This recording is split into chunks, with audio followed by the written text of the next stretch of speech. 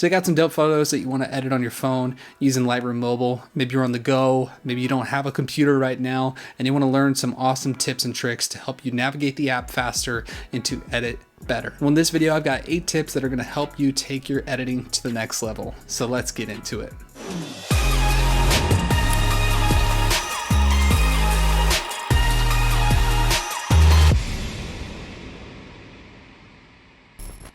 Hey, what's going on, everybody? My name is Zach Sopak. I shoot a lot of videos about shooting videos and taking photos and overall taking your content to the next level. So if you're interested in any sort of content like that, please consider subscribing to this channel. And if you get value out of this video, why don't you go ahead and add some value right back to it by hitting that like button. Lightroom Mobile by far is the best photo editing app out there. It has so many features, so many great things about it, and the app is pretty intuitive to help you learn how to use it. But there are some really great features that you may not know about that I want to show you today.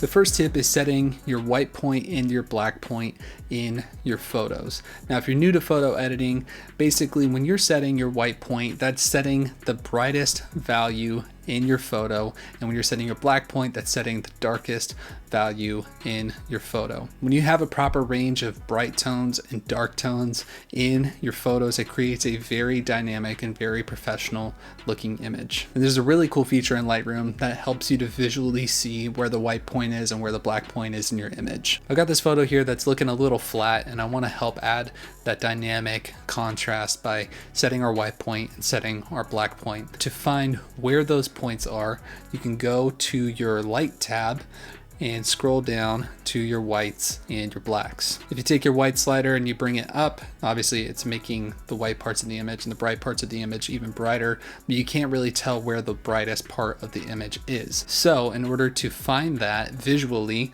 you just hold down that slider for your whites, and then you put another finger onto your image itself, and you start moving that slider, and it looks like everything blacked out until you can start to see the white parts of the image start to creep through as I add more value. So as I bring it in, you can see that the white point is now in the sky. You can also do the same thing for the black slider as well. So I'll just hold down the black slider with my thumb, put my other thumb in the image, and now I can see the black and dark points of the image. So the way I set my white point and my dark point is I move the whites until they're starting to just appear into the image, and then I set the black points the same way, and that way I know I've got a good bright part of the image and a good dark point of the image, and then I can start messing around with everything in between. The second tip is isolating your colors. This is a technique that you see all over Instagram, all over people who do very stylized type of editing.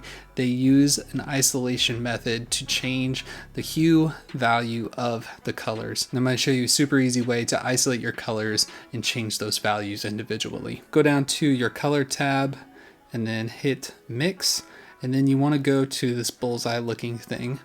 And when you do that, you can basically go to any point on the image, and Lightroom Mobile is going to automatically grab whatever colors are within your selection and group them together. So then you can choose either the hue, the saturation, or the luminance values of those colors, and just by moving your thumb up and down, you can change those values. In this image, I want to change the sky, so I've got the bullseye selected. I'm going to go to the sky, and I'm just holding down on my thumb the hue, and I want to shift it more towards a teal color. So as I move my thumb to the left or to the right, I'm shifting those values towards either the pink or I'm shifting them towards teal. Now I'm going to select the saturation, and I'm going to go to these greens, and I'm going to desaturate the greens. While I have the saturation selected, I'm going to go over to my skin tones, and I'm going to drag that up to increase the saturation. And you can see with just a few little selections, you can isolate certain colors. You can drastically change the entire tone of an image. You can desaturate some, you can add saturation or shift the hue of others, and it really helps to put a signature look on to your edits.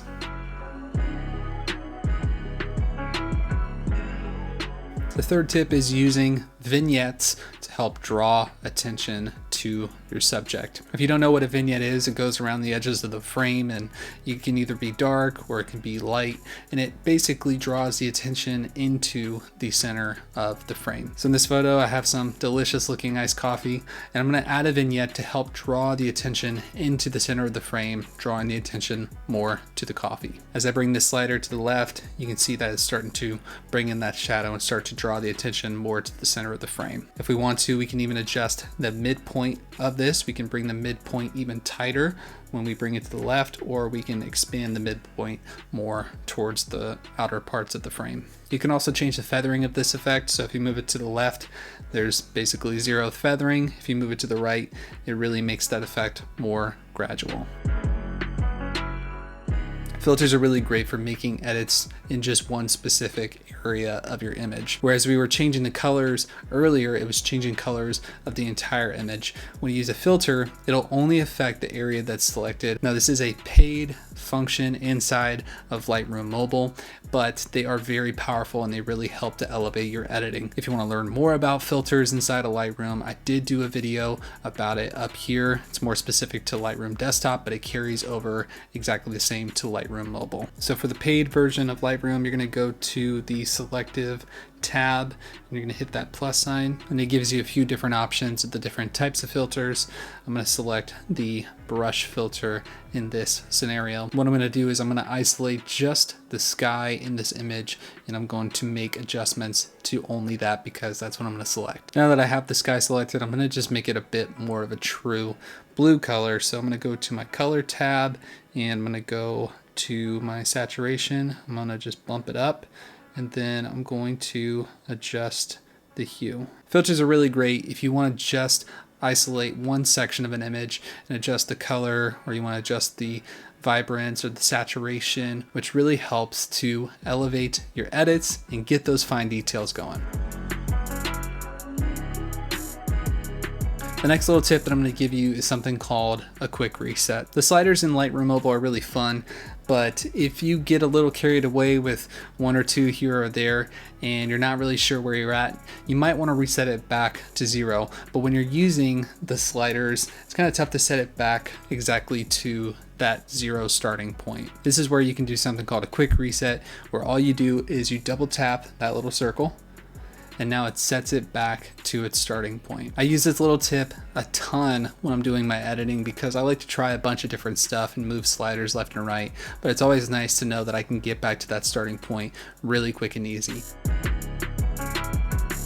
This next tip is by far the one that I use the absolute most whenever I'm editing, and that's the before and after. Maybe it's because I'm a sucker for oddly satisfying things, but I love seeing the progress that I make throughout an edit by going back to where it started to seeing where it is now. And it's the easiest thing to do.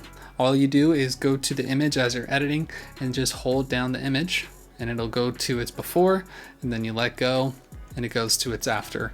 Super easy, super satisfying. I do it probably more times than I should, but I absolutely love this little tip.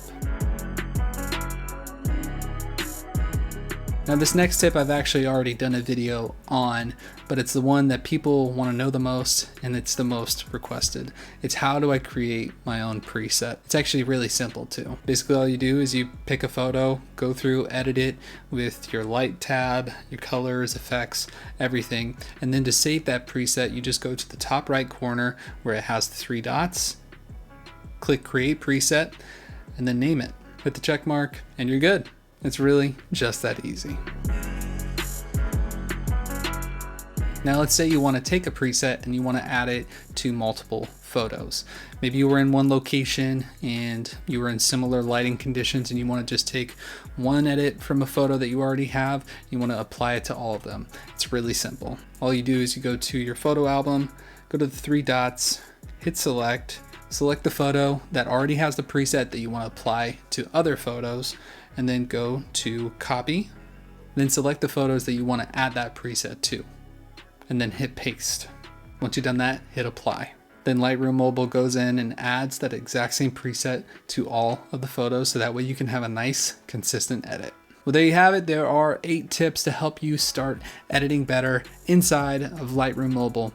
Which one was your favorite? Let me know in the comments down below. Or did I miss one? Also, let me know in the comments down below. If you want to learn more about Lightroom and the tools and everything that goes inside of the app, I have a playlist of a lot of really good videos to help you get started in learning the app from not knowing anything to editing like a pro. If you're into Lightroom presets, you can follow the link down below to my digital store where I've got my entire preset pack as well as a free preset for you to download. And hey, if you got value out of this video, why don't you go ahead and add some value right back to it by hitting that like button, and also consider subscribing to this channel for more regular content just like this. And don't forget to hit that bell icon so you never miss out anytime I post a new video. My name is Zach Sopak, and I'll see you in the next video. Peace.